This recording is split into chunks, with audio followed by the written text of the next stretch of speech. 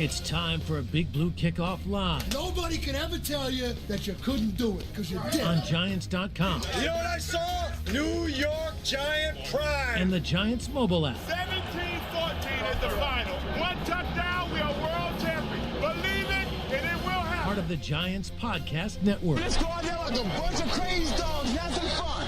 Welcome to Wednesday's edition of Big Blue Kickoff Live here on Giants.com, as well as the mobile app.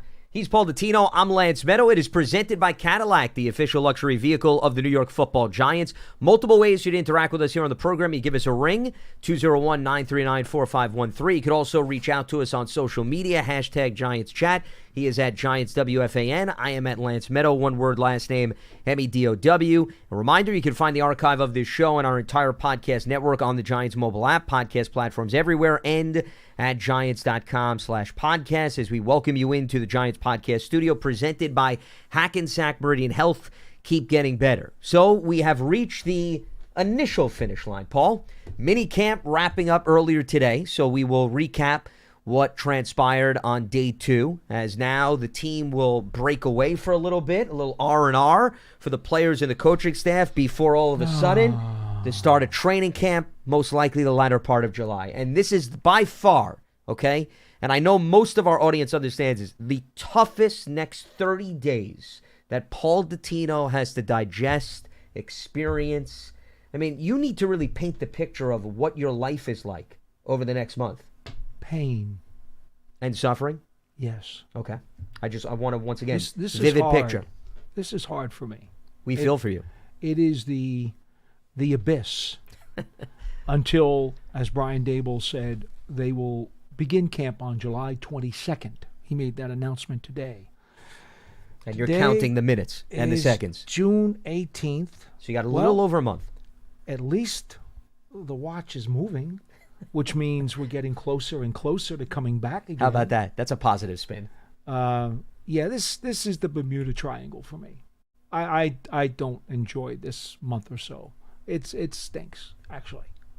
But it is what it is. You can't expect the guys to be working 12 months out of the year. That's a little much on their bodies. Too much physical exertion.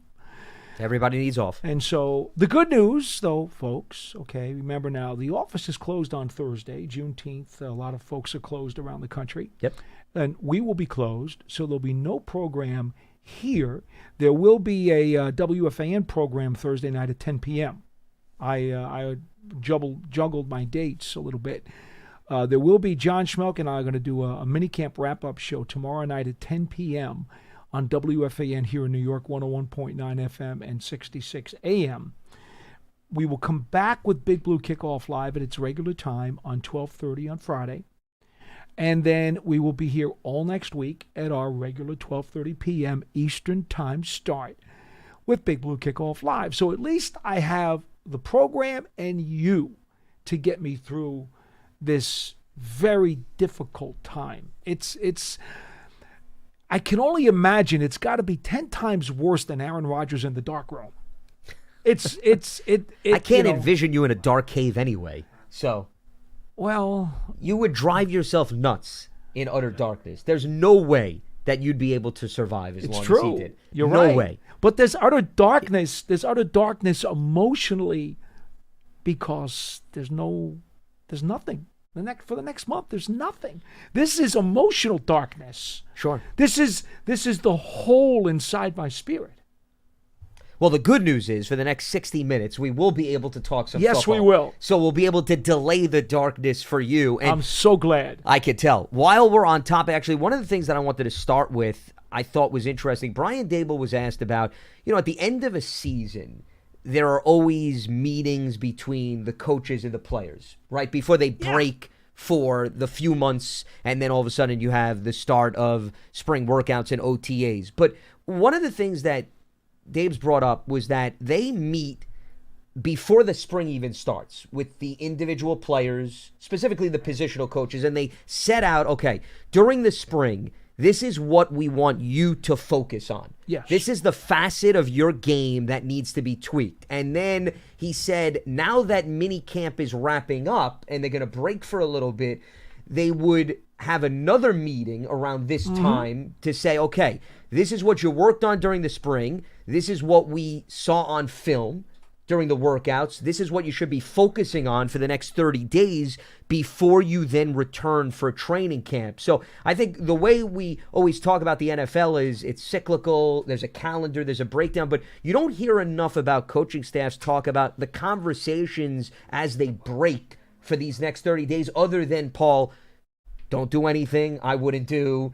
Make sure you don't steal headlines right off the field. That's Correct. always the emphasis. But I think what we don't talk enough about is there is still a focus on, okay, use these 30 days, yes, to get away from football, but that doesn't mean that you can't try to fine-tune some of the things so that you're ready to go come day one of training camp. Well, Brian Dable was very clear in his underlying message, and that is, yes, be safe. Don't do anything that will embarrass the organization or your teammates or anything of that sort.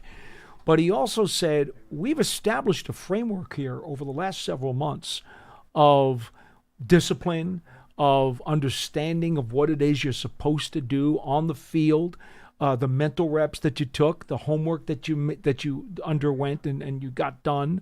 And don't lose focus and don't lose track of that.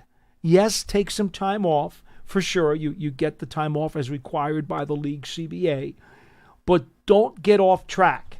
Do retain some of what you learned the last couple of months, because when we get to training camp, he was very clear about this. We get to training camp, you got to be ready to go because the season's right around the corner, and you can't waste too much time trying to ramp up again. Because you don't want to go backwards. You want to surge ahead and build off of what you at least established here during the course of the spring. So that was one of the interesting nuggets that at least came out of the conversation from Brian Dable. We heard a few players speak to the media after practice, and we heard from the other half of the quarterback room. The other day we heard from Russell Wilson and Jameis Winston. So today was about Jackson Dart and Tommy DeVito. And the main takeaway that at least I get from just listening to all the quarterbacks, and I think it's evident based on, once again, the limited work on the field. There's only so much you can read into, but it is a very healthy quarterback room. Not to say that previous quarterback rooms, Paul, were detrimental to the team. I don't want people to misinterpret, but you could just tell that there is the competitive fire within the group, but there's also a genuine likeness amongst all of them. And even Tommy DeVito and Jackson Dart spoke of the vets. They take the younger guys out for dinner. They interact a lot. And they pay, out too. of football. Well, I would hope. If you're Tommy DeVito and Jackson Dart, I would hope that Russ and Winston would pick up the bill. This is not their first rodeo, first contract when it comes to the league. I believe Tommy said they're well off. Yes, that was the exact phrase that he utilized. Correct. But he also joked that there is a big age disparity, though, somewhat within the group, right? Because you have the two veterans who are married, have families, whereas the two young guys are out and about and so forth. But despite the differences, whether it be from a financial perspective or from an experience perspective, there still seems to be a really strong bond amongst the group. There is. And I take that away as I'm sure the coaching staff would tell you, specifically Brian Dable, Mike Kafka, and Shea Tierney, that, that's something that should be able to help everybody, even the old guys learning from the young guys, vice versa, as opposed to the stream going the opposite direction. I don't know if you're going to agree with this, but I think part of the reason that environment has developed is because the Giants front office and coaching staff clearly defined the roles for each one of these four quarterbacks from the very beginning. When they signed Winston, he was told, it's a 2-year contract, and you're the number 2. He wasn't brought in here to be the number 1. He was brought in to be the 2, and he was told that.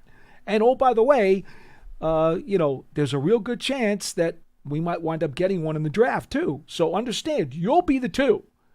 When they brought in Russell Wilson, it was clear, you're coming here to be the starter. And it's a 1-year contract. Sure. So understand that unless circumstances change, you're here to start. Yes, we want you to win as many games as you can, but you're also going to help mentor the guy who eventually is supposed to be your successor. There were no facades here. There were no curtains or mystery agendas. They were very clear up front with each of these guys. This is what your role is on the team. When Tommy DeVito, came back this year, he was restricted. He was going to be here anyway. He comes back, and he understood what happened. He saw they signed Winston. He saw they signed Wilson. He knew there was a chance they were going to draft a rookie. And what did he say to us today? I'm not worried about my position in the room. I'm trying to do everything I can to be here as long as I can possibly be here, and then it'll play out as it plays out. What a healthy attitude. You don't have anybody in that room who is confused about what their role is. And what is the other role that Tommy DeVito has? It was explained to everybody from the beginning. Tommy, you've been here for 2 years already. You know the playbook. You know what Brian Dable, Mike Kafka, and Shea Tierney want. Part of what your job is going to be this offseason is to acclimate those new guys as we bring them into the Giants' way. He embraced it. Okay, fine. That's what I'll do. And we'll just see how it plays out. Tommy DeVito knows he's good enough to play in the NFL. He does, Lance. There's no doubt he knows it. He's won games in this league before under very difficult circumstances. He knows that if the Giants don't have room for him and they have to waive him at the 53, which in all likelihood is the most plausible scenario, Sure. he's going to have a job because he's either going to get picked up by somebody else off of waivers, because there is no doubt he is one of the best number 3 quarterbacks. You want to call him a number 3, which is what I think he is a very good number 3 quarterback. And about half the teams in this league are going to keep 3. I'll tell you right now, I think the Jets would have an upgrade. If Tommy DeVito were brought down there, he'd be an upgrade for their number 3. I'll tell you that right now. Hands down. So he knows he's going to get a job in this league. And if he doesn't get claimed, He'll come guess back to what? the practice squad. He'll stay here. The Giants will keep him. Brian Dable's not going to kick him out on the street. So I just think that having clearly defined roles for each of these guys and each of those men understanding but also being okay with the instructions has allowed the room to really kind of gel and bond and have fun. As Tommy said, it's a fun room. Every one of these quarterbacks talk about how much they admire each other and they've learned something from each of the other guys, and they're enjoying themselves. I give credit to the front office and the coaching staff for setting up the climate to make that happen. But that's critical to your point, because there's a lot of times where you have 3 or 4 guys in a quarterback room and it's presented as, okay, this is an open competition, and the lines are blurred. What do you think's going on in the Cleveland quarterback room? Well, that's another good example. Yeah, because there's so many different quarterbacks on different wavelengths and periods of their career, and really not a defined, legitimate starter. Is it Kenny Pickett? Is it Joe Flacco?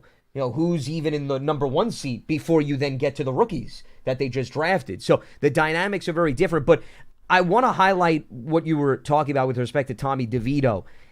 I don't want to say he has a luxury, because that's misleading. You can't take your spot for granted. But I do think his mindset is in a healthy place, because I think he feels good about his outlook, even if he doesn't make the 53-man roster for the Giants, because he understands, okay, this team values my knowledge of the offense, and there's a spot for me within the organization, even if, once again, I'm a member of the practice squad. The best case scenario would be, okay, you don't make the Giants roster, you make another team's 53, right? He'd welcome that. Sure. But the worst case scenario is really not a worst case scenario for you, because he you stays. could revert back to the team that helped develop you. Tommy DeVito is going to be a part of the NFL one way or the other this season. I feel very comfortable saying that. I don't think he is going to be out of a job.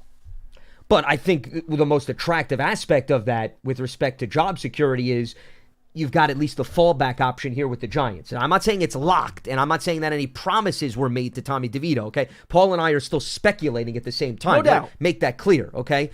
There is no definitiveness, but I think if you connect the dots and how much they value him and what he brings to the team, it's not a stretch to say he could very well find himself back in the fold on the practice squad. And not many 4th or 5th quarterbacks who are in camp can say that they have that as a legitimate option. Well, because usually the guys in that spot are either eager to get a change of scenery, to try to get another opportunity somewhere else, thinking it'll be a better chance in terms of a promotion, or quite honestly, maybe they're not as giving and as cooperative. I mean, Tommy DeVito's willingness to share, willingness to teach, willingness to help the rest of the room, that says a lot about his character. And it says a lot about the Giants that they would want him around to do that. Because, look, Lance, they knew what they were going to do with this offseason quarterback room. They could have very easily said, Tommy, you're not going to fit here. We don't think it's a good dynamic to even have you in the room because, maybe you probably have higher aspirations and we don't think it'll mesh well with what we're trying to build. And we want a fresh slate. They could have got rid of him. Yeah. But they didn't. They trusted him enough and they like him enough as a person, as a player, as a teammate, that they wanted him here.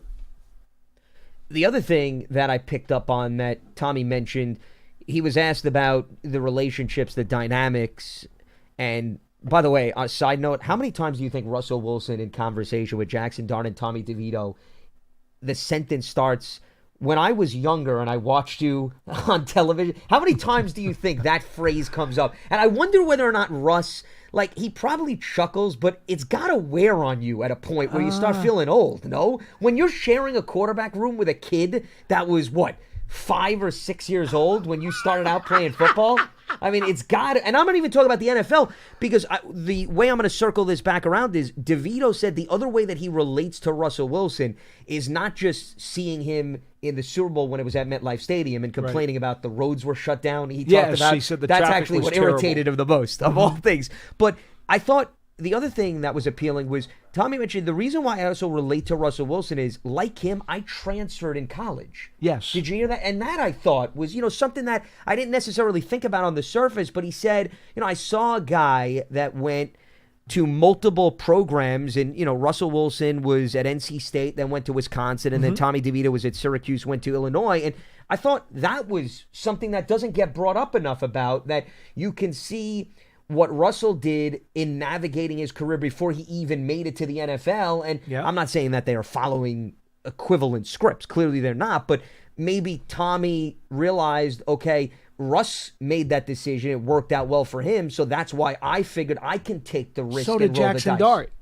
Sure, Dart as well. No doubt about it. But I guess Tommy's maybe seen it through some different lenses because he's been in the NFL. So that's why I thought maybe they could relate to one another a little bit more, maybe more so than Dart at this point. Look, the only thing that I'd want to say from a forest perspective, let's take a step back from the trees just a tad, is that as the Giants break camp today and they send the coaches and the players off for their summer hiatus, there's a really good vibe right now. Guys feel like they've put in a good spring of work. They feel like they've gotten a lot accomplished. They feel like they have really started to bond and gel together. They feel unified. And there's a tremendous amount of optimism. Now, it does not automatically translate to victories. You and I talked about this when we were at practice today. We had this exact It conversation. does not automatically translate. But to check those boxes is better than to leave them empty. And really, that's as simple as it is right now. You don't want to overplay what has happened, but you do need to recognize it.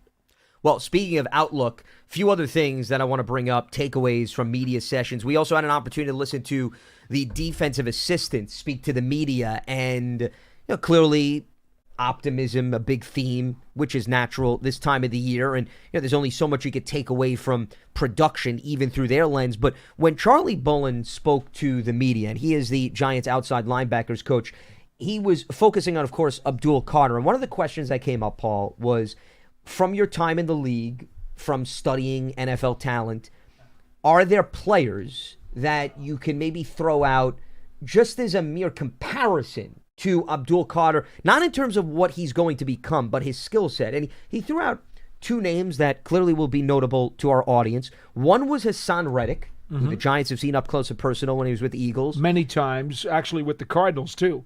Correct. He punished the Giants. And Hassan Reddick's teammate in Arizona for a little bit, Chandler Jones. Those were the two players that he threw out. And the character trait that he was highlighting is the length. Chandler Jones, lengthy player. But Reddick was not known as being a big guy every time he was on the football field, but still had a knack for powering his way to the quarterback. So that's why he brought up both of those players in terms of who comes to mind with respect to Abdul Carter. And that's pretty high praise, okay, before Abdul Carter, right, even steps on the field. I mean, he didn't bring up complimentary guys. He brought up two premier pass rushers in their own right. Now, Bullen has spent 12 years in the NFL, so he's seen his fair share of players on a variety of different teams, and it was interesting to just once again get his perspective on that. The other thing that he threw out was he was asked, because the assistants do a lot of heavy lifting in scouting these players in addition to the scouting department, and he was specifically asked, was there a moment when you knew Abdul Carter was going to be the guy at pick 3, or that you said to yourself, there's no doubt if he's available, they should absolutely go after him? And he said, I want to say, I think he threw out like January 18th as a date. Like he had it specifically down to a T. And he mentioned it was one of his kids' birthdays. So, that's why he remembers that day vividly. But clearly, Carter, through the draft process, before he even got an opportunity to coach him, left a very strong impression on members of the coaching staff, specifically Bullen. Well, he said the thing about Carter that stands out, he said that the best pass rushers, the guys who are really natural at it, it's more about their mentality than their traits. He said you have to have the skills. You do need the traits, but the mentality is what sends them over the top. And he said particularly about Carter, his nastiness and his grit and his desire to finish the play. Those are the things that make him special and allow him to raise his level of play another notch. And then I thought the other thing that was interesting, I talked to Andre Patterson, the defensive line coach, who, as you know, has also specialized in teaching pass rushers. Yep, when he was with Minnesota specifically. No doubt. Yeah. And in talking to him about Carter, let me give you something here, because he said he's going to work with him in third down situations. Bullen loses Carter, and he's got to go to Patterson, and Patterson works with him a little bit too. He said, look, he's explosive, he's quick, and he's sudden. But the thing that he likes about him, and it's pretty good when you have two coaches who say they have two different things that are so elite that make the guy special. That's a plethora of skills. He says his natural ability to win at the top of the rush is what makes him special. Very few have it, and a lot of guys, it takes them 2 to 3 years to learn it. He said, as soon as I saw this guy, I knew he had it. And by the top of the rush, we're talking about when you make your initial move and you get past your blocker, could be a tight end, could be a tackle, could be a running back. You get past your tackle, and now the top of the rush is where you actually make the bend. You make the turn, and you actually make that move to finish off the quarterback. You make that geometric angle that, boom, now I got him.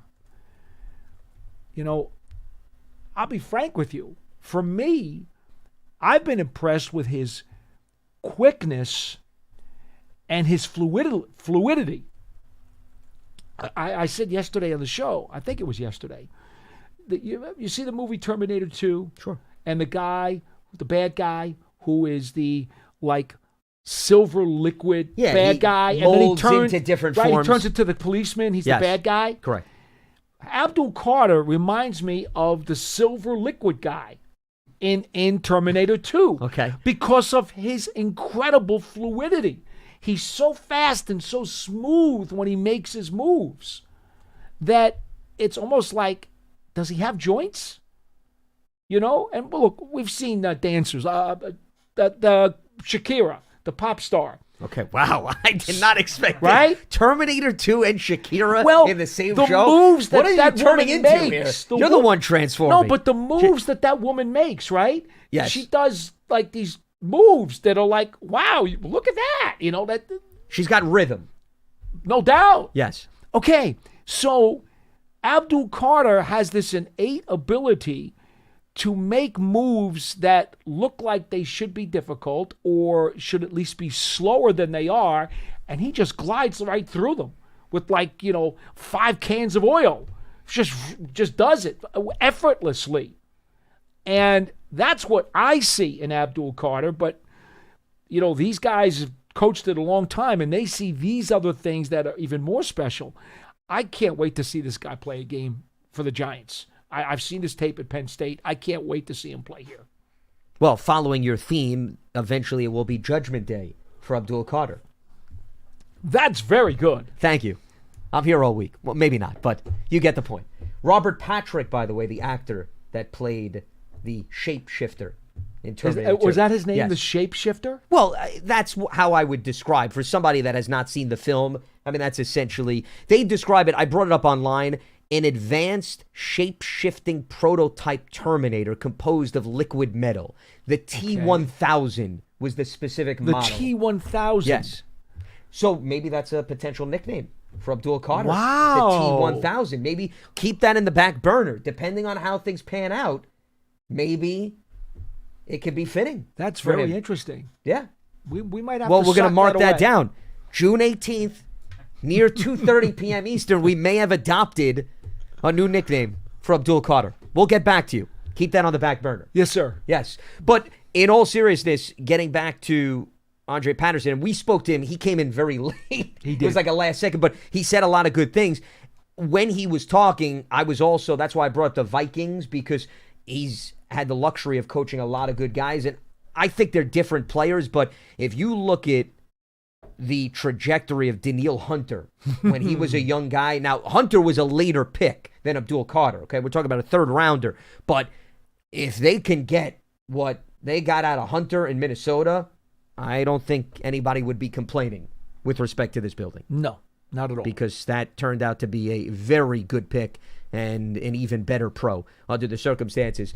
Speaking of development, the other thing that was interesting to hear was Jermaine Illuminor spoke to the media, and Evan Neal came up. And Illuminor's a good guy to hear from because he's played guard and tackle. So, and he's also very open and honest. Correct. Very frank with his opinions. He doesn't pull back. 100%. But it's always good to hear from an individual that's been there and done that, I guess is my point. You know, if they were talking to Andrew Thomas, not to say that but Thomas is more of a tackle guy, okay? Illuminor can relate to what Evan Neal is going through. And Illuminor even mentioned when he came to the Giants, you know, moving to a different position and how even when you go from right tackle to left tackle, vice versa, that's no picnic. He was saying that in order to play guard in this system, and you add whatever you thought was even more fascinating, he said you got to be a smart player in this offense. That was specifically, before he even talked about leg work and footwork and hand placement and whether or not your length can backfire on you, a tall guy like Evan Neal. He mentioned you got to have it up here, as I point to my head. And I think it says a lot about what's on the plate of guards within this system.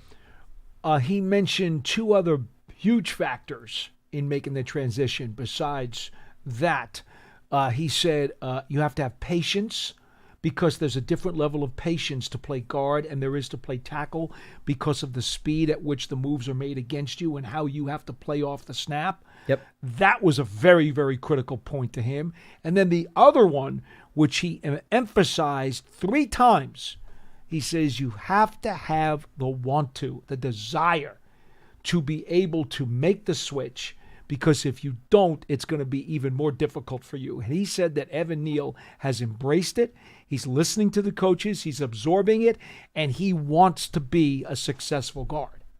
You brought up the term patience, but at the same time, Illuminor also said the decision-making occurs so much faster on the interior than the exterior, because one of the things he mentioned is you're going up against a guy like Dex. You're not going up against a Brian Burns or an Abdul Carter. So the power, bang, comes right at you. Well, and you have to be able to react a little bit differently than maybe the split second or so that you have when you have more room to operate off of the edge. Well, the patience level is, again, that's what he said, because, for example, and he didn't use this, but it builds off of what you just said. If you're playing tackle and you're facing a wide 9 technique, you've got a split second more to decide what your move is going to be, how you're going to set up, what your counter might be, because they're playing a wide 9. Sure. When you're playing guard, there's somebody right there breathing right up your nostrils. Right on top of you. I mean, there's no time. The ball is snapped, and immediately you've got to have your move. There's no delay in making your decision. You need to know what you're going to do. So that's why he said there's a patience adjustment, whether you're playing guard or tackle. It's a component that a lot of people don't even think about. But I guess not to say that you were off key, but I just wanted to clarify the patience term, because I guess when I hear patience, or maybe some other individuals, they think, oh, patience, you have the luxury to wait, watch, and see. No. Between the two positions, correct. There's a difference. That's what he was saying. Yeah, meaning the internal clock correct. is sped up immensely when we're talking about the interior. And listen, you and I have had conversations on this very program about Evan Neal, and it's the combination of the power and just the size of the interior defensive lineman that he's going to see. And also just, once again, when you're a tall player like Evan Neal and you're in a tighter space, where is your comfort level in terms of your positioning?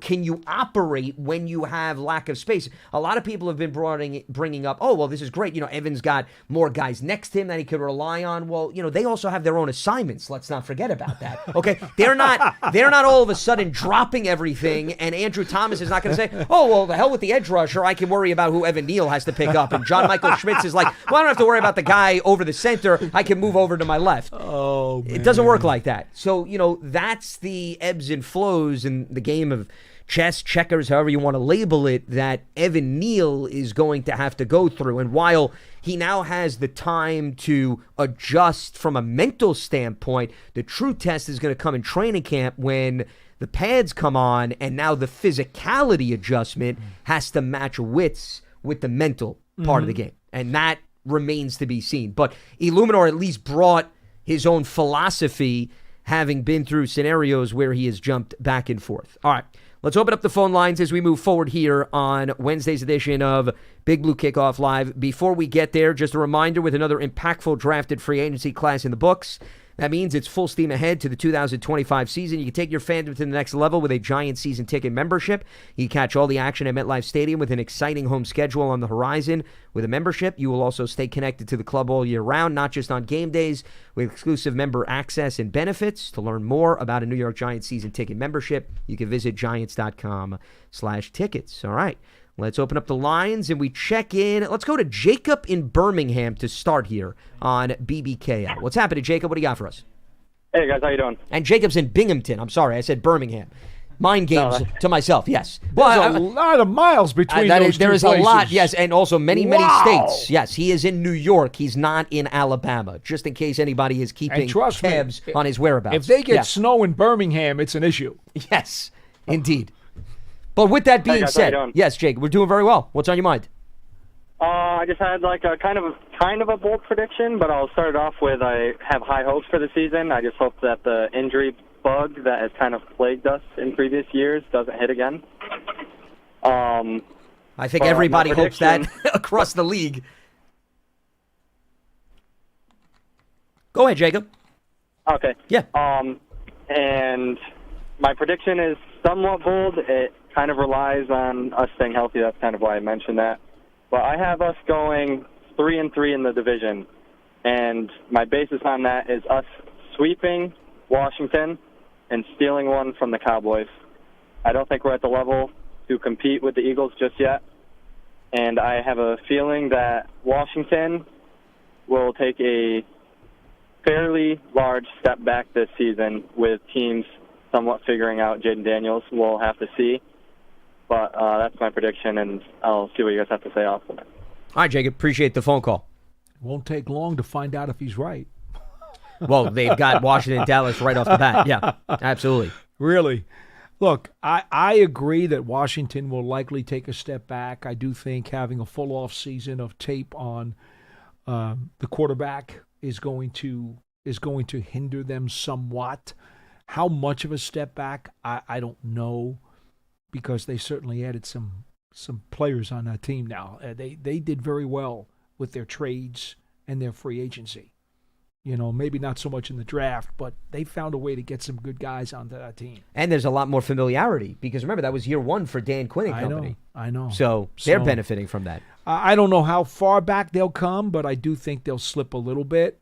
Is it enough for the Giants to take them? Look, the Giants battled them tough last year. It wasn't like they were outclassed.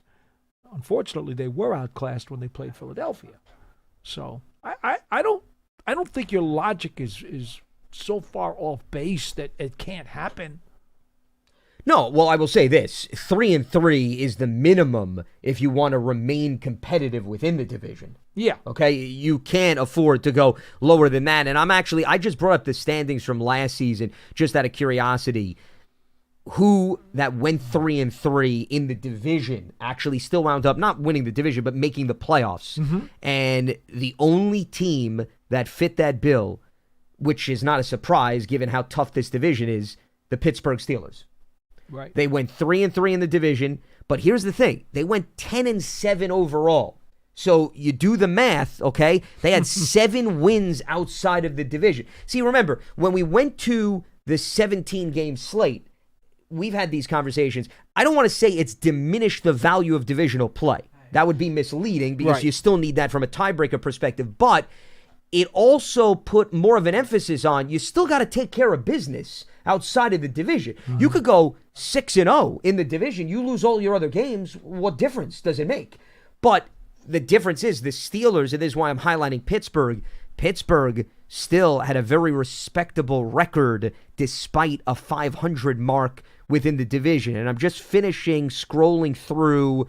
I wanted to see the rest of the NFC, and nobody at 3-3 made the playoffs in the NFC. So the Pittsburgh Steelers, the lone team, and just as a means of, let's go back one more year, Paul, just as a means of comparison to have a slightly bigger sample size. In 2023, let's see if anyone, Baltimore won the division.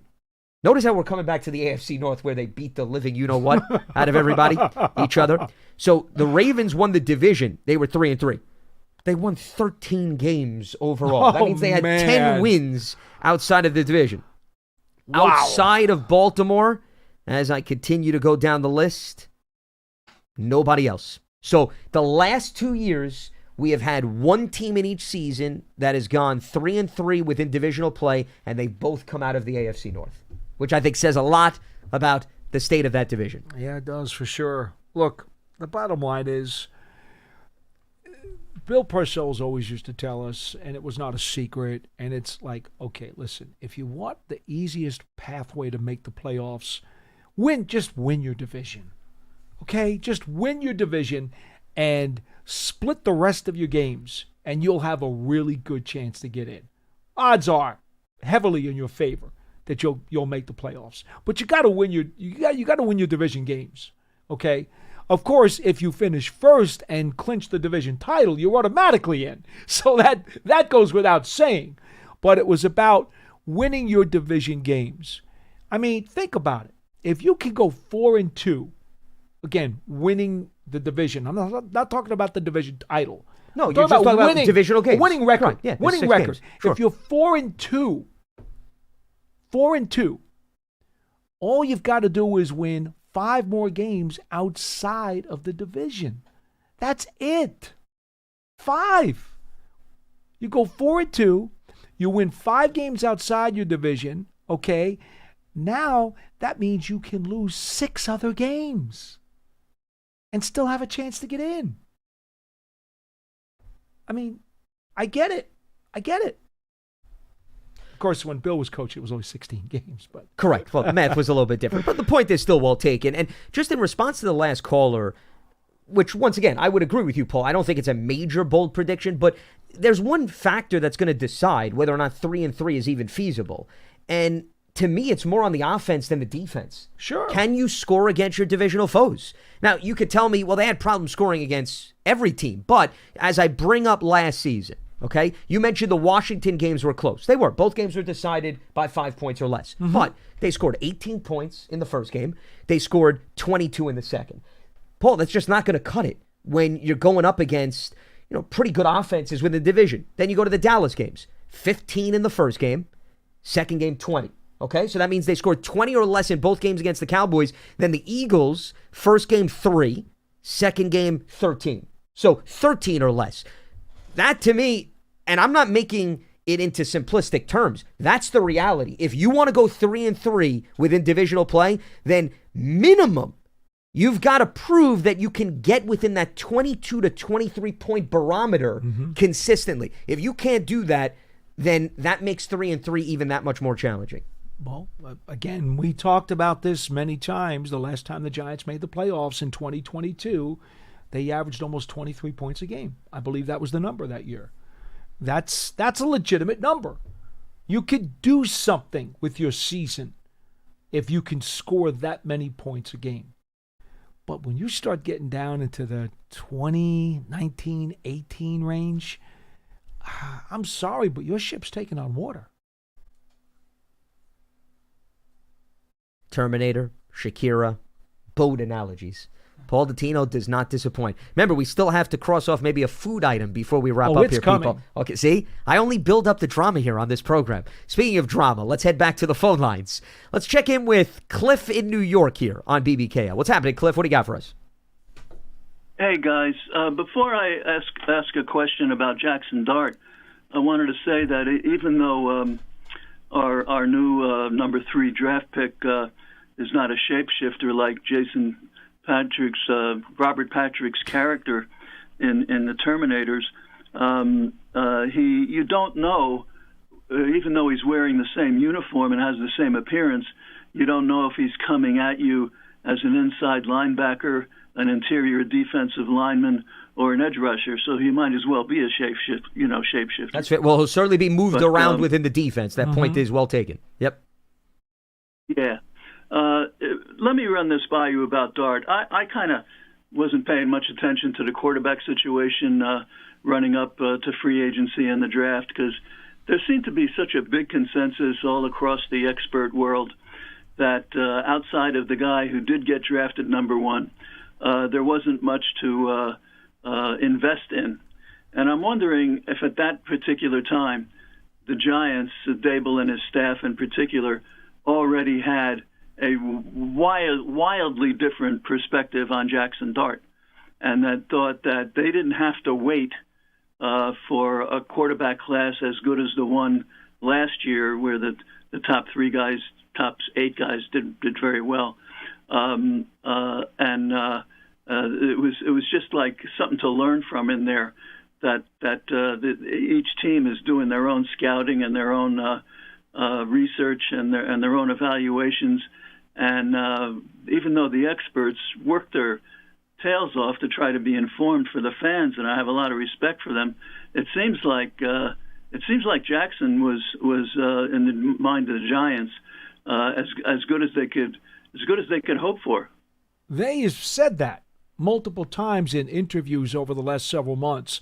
They had Dart targeted very, very early in this process. Now, without them actually coming out and putting it in skywriter terms, if you piece together all of the different things that have been said by Dable and by the coaching staff and by Joe Shane, it's clear that, they did at least put in an inquiry to see if they could get the top pick with Tennessee, because Cam Ward was the consensus number 1 pick in this draft.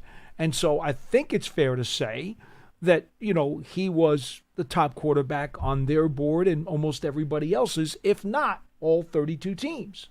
Having said that, it was also very obvious from all the pieces that you can piece together that the Giants felt all along Jackson Dart was a very strong number 2. And they have done nothing to dispel that notion, because even Joe Shane, as we know his daughter, goes to Ole Miss, and he said he had been down there and he had seen him many, many times. I mean, this is a guy who, in the back of their minds, it's clear to me that if Ward wasn't going to fall to them in whatever spot they landed in this draft, it's clear to me that Dart was the next guy they were going to make an effort to try to nail. And appreciate the phone call, Cliff. Thanks for giving us a ring. I would say this. Anytime you're concerned that if you don't move up, the player's not going to be on the board, I would say that tells you all you need to know about how they felt about Jackson Dart, right? I mean, why would you give up resources to move up if you felt that he would probably maybe land if you just stayed put in the second round? Well, they didn't believe that. We've heard of the nervousness in the room from some of the folks who have spoken publicly and said, they were getting down to the 20s, And, Joe's making phone calls. In fact, one of the interviews that I saw with Joe, he said, we had a deal with another team in the early 20s there, and it fell through. Yeah. And the Giants started to get worried, like, what if he doesn't keep falling? Are we going to be able to get him? And then finally, Houston came through by accepting a deal for pick 25. Let's head back to the lines. We got Len in Columbia, Maryland here on BBKO. What's happening, Len? Hey, guys. How you doing? Doing all right. What's on your mind? Good. I just want to tell you, I've really enjoyed your conversation. I guess it's a couple of weeks now that all four of you were having on, how the Giants stacked up in the division by position. Sure, the NFC East rankings. Yeah, it was a really, really good conversation. Based on that conversation that you guys were having, would you be surprised if one team went 6-0 in the division, our division, and the other three teams went 2-4? Well, I'd be surprised. I think Philly lost a lot of talent that maybe is not being discussed enough about on the defensive side of the ball. I still think they're good enough to perhaps pull off a 6-0 record, but if you were to ask me to classify it as surprising, given what they've lost, I'd be surprised. Yeah. I mean, 5-1, I could see 4-2, but for somebody to go undefeated, I'd still be surprised.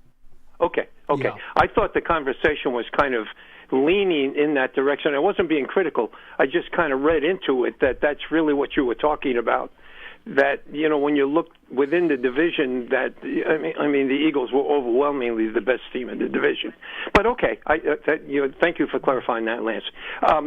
Lance, another question: Are you somewhat surprised that they have moved Neal to left guard and essentially said, if behind Runyon, and I hope Runyon's healthy, but that they moved him to left guard and essentially said, if you're going to make this team, or if you want to start on this team, you got to beat out Runyon. I would have thought the right side, Evan might have had, the side that he came from, might have had a better chance. Greg Van Roten, he's on the back nine. I'm not sure how much more we're going to get out of him. Len, and then you got the undrafted free agent, who they appear to be very high on there. I think I need to stop you there, Len. Maybe has a better chance to beat out Van Roten than Neal does? Yeah, I think I need to stop you. Are you surprised that they moved him to the left side? Neal has worked both at left guard and right guard during the spring. He's worked out at both spots. He's taken more snaps at left guard because Runyon has missed most of the time there this spring. Okay. We understand that. He's been here, but he hasn't necessarily gone out on the field and taken team snaps. So because of that reason, there's more snaps available at left guard. So they've worked Neal more at left guard than right guard, but he has worked both sides. I was talking to Lance earlier this morning, and I said, Lance, there are six guards fighting for the two starting spots. And Neal's one of those six. Who are the last two, Paul? Who are the last two? Well, you have to consider Kubas is part of this mix. So is Stinney. Right. You've got the flex. Neal is part of the mix. You've got the flexibility with Bo, who is working primarily at tackle but has the flexibility to move inside. And then Azudu. And Azudu, who is right now the jack of all trades and has worked at every position. Yeah. Oh my goodness. So and that's aside from the two guys who started last year in Van Roten and Runyon. So they got six guys. Yeah, and Len, listen, before you jump back in, another thing that I just want to clarify is, remember, Evan Neal played left guard in college, and part of the mindset also was that, not to say that he can't, you're right, he's coming from the right side in terms of right tackle, just for our audience to understand, but they felt, and Carmen Brasillo even spoke about this the other day, that he at least had the comfort of being at guard on the left side in college, and they figured that was a good starting point because there was some comfort level there. Okay, I would assume if you make it as a backup guard, you have to be able to play both sides. Without a doubt, and that's why, to Paul's point, they might carry four guards. Kind of an interesting thing on Stinney. When Stinney played last preseason, and it was a messy preseason for the offensive line, as you guys know. I remember it was awful. I mean, we were moving guys around, people were hurt, all that kind of thing. When Stinney played, I thought he was the best offensive lineman. I thought he was the best offensive lineman that got on the field. The guy was steady and really kind of did his job. He made the 53 and didn't get to play till the end when, again, the injury bug really hit us. But Stinnie's not a bad player. I thought that was a pretty good pickup. Paul, let's see. Or do I want to go to Lance first? There was something about. Well, you could throw it out, both of us. Yes. About Coach Patterson. In talking about Carter, it seemed like he said Carter's in the edge room. Did you hear? Yeah, he's mostly working with Charlie Bullen. He wasn't really a candidate right now. No. To be an inside linebacker. Yeah, Bullen is the edge guy or the outside linebacker guy. Yeah. Yep. He gets Carter now. He's got him exclusively now. He's got him all the time. But when they do certain situations, third down situations, that's when Andre Patterson said, I get to work with him on certain third down packages. Okay. But in the base defense, he's with Bullen. They've done that with Thibodeau, too. When Thibodeau was drafted, he was a bit interchangeable in working with both rooms. Yeah. Okay. Paul, I may have misread it, and you don't have to go back and research this because you're probably right. But when I read Patterson's comments about the top of the rush from Carter, I read it as Carter needs work on that part of the job, that he has the skill levels. Totally. Did I misread that? Totally misread it. Okay. What Patterson basically said to us is that he can't believe how amazing Carter is at the top of the rush, coming right into the league. He doesn't need. I mean, he said most guys they need 2 or 3 years to learn it. He's like, Carter's already got this. Now he did say we got to see it in a game. Sure. Yeah. He was complimentary though of that facet of his game. To the beat writers prior to the start of practice today. I was there. I was there. Len, you talked to him, Paul? Len, I was with that group of people. Yeah, I mean, the two of us were standing right there. We were there. Yeah. I got you. Yeah. I got you. All right, let me ask 2 quick questions. I'll take the answers off the air. How do you guys evaluate this draft and free agent class and the growth of it over the last 7 months? I was very pleased with the draft. I thought arguably they had the best draft of anybody in the NFL. I liked what we did in free agency. Maybe not as good as what we did in the draft, but I thought we made some progress in free agency, particularly in the defensive backfield.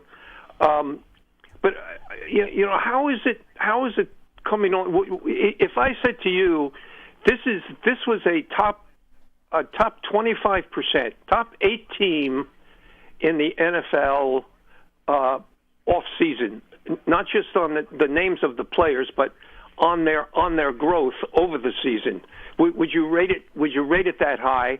And the second thing is, I'd like you to speak to the idea of urgency. From January on, I felt there was a sense of urgency from Shane and Dable once the decision was made to bring them back. That was different than any other year that they've been here. And I think let me make a point about today. I think it got culminated today. Paul, you missed one line out of Dable's presser today. Not his presser, when he was talking to the team, and he referred to it, I guess, in his presser. He said, you better come back ready, because I'm not going to tolerate mistakes when you get back here. Can you confirm that that's what he said? And I'd like your answers to those 2 points. All right, Len. Thanks, guys. We'll let you go on that note. Yep. Appreciate the phone call. I don't recall that exact thing. Did he state that maybe yesterday? I don't remember him saying that those words to either. The media.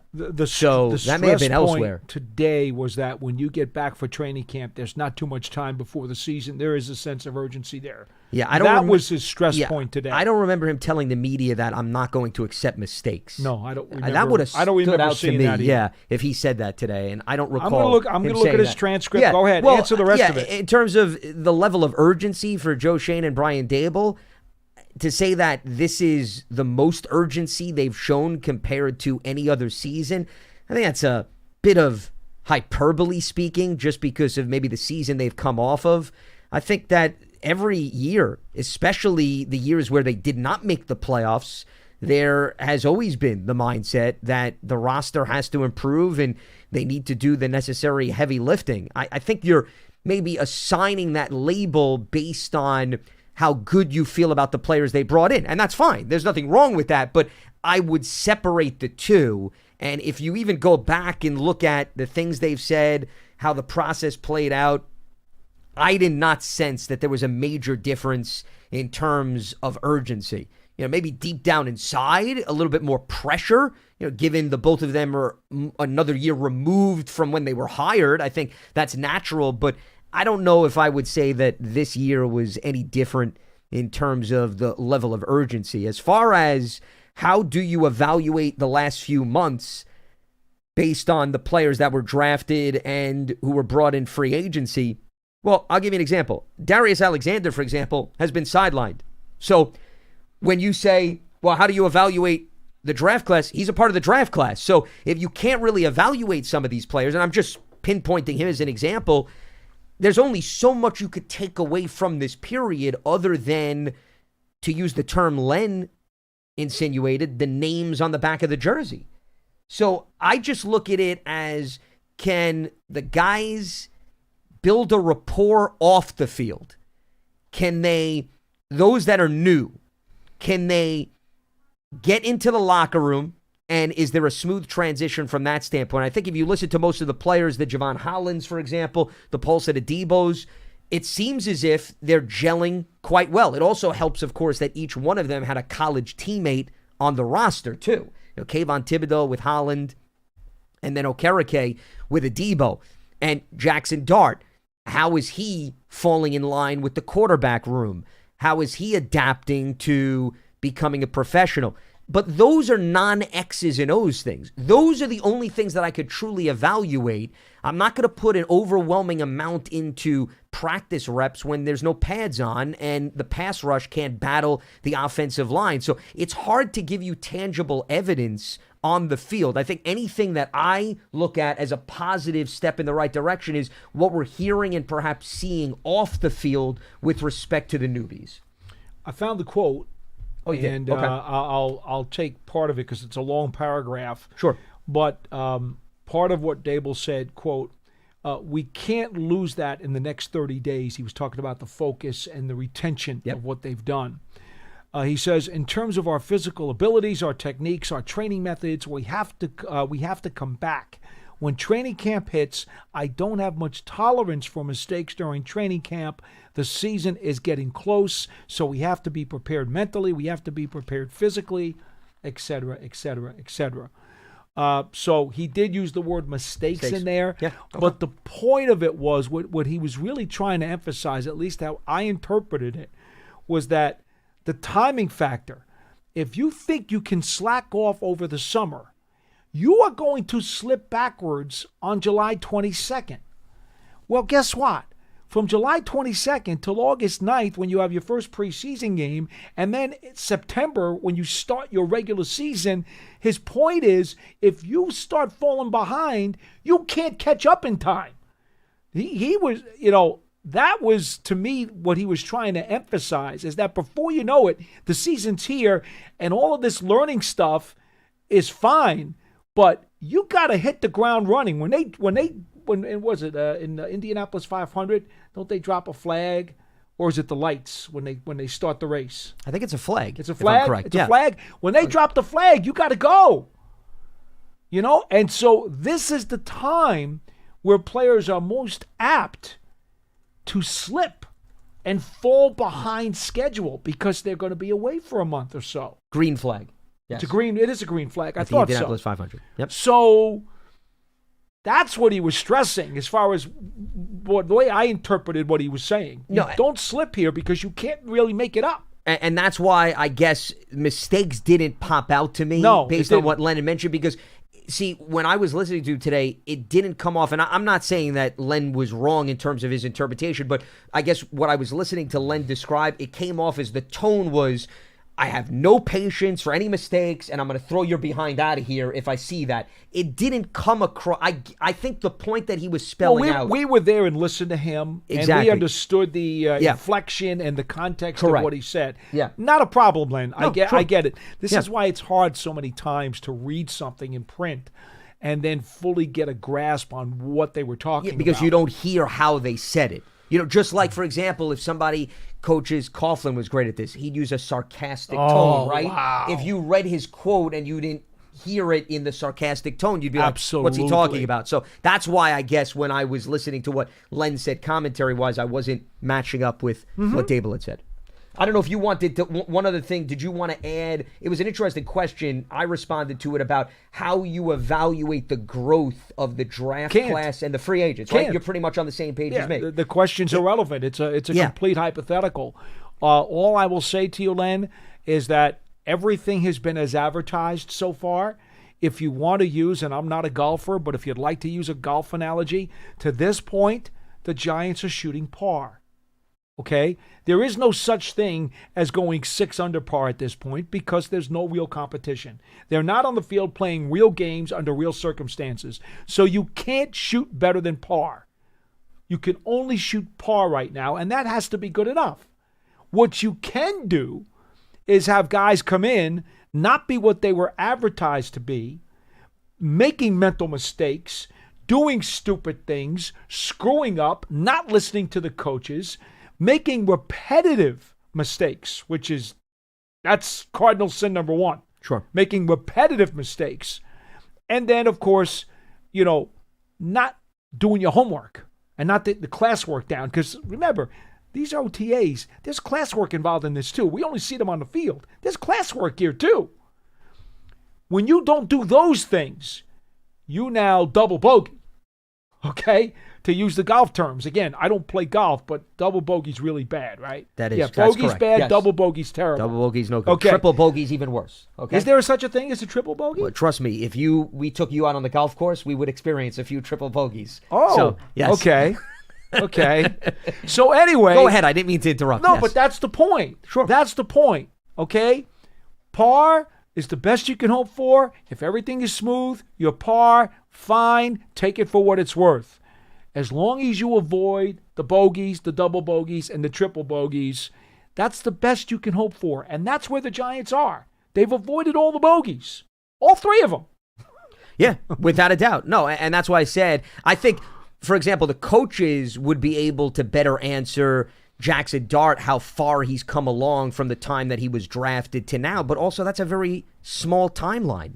So how much are you even going to read into that in terms of the growth and development? Yeah. And Abdul Carter, even from listening to the defensive assistants, they'll speak very loudly and give high praise about his skill set, what they've seen come out of the draft. And at the end of the day, they have to keep their expectations in check because the pads are not on and the offensive linemen can only do so much to inhibit these players from getting into the backfield.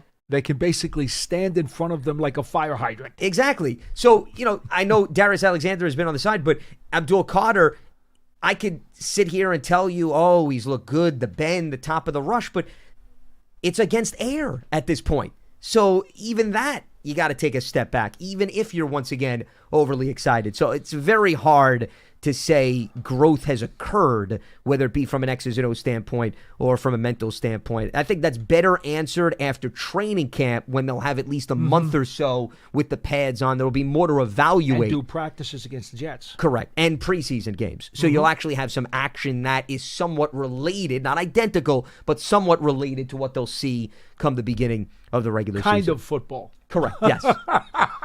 Much closer than what we're seeing now. I think we can leave it at that. All right. That is going to wrap up Wednesday's edition of Big Blue Kickoff Live. A reminder again, no show tomorrow because it's Juneteenth.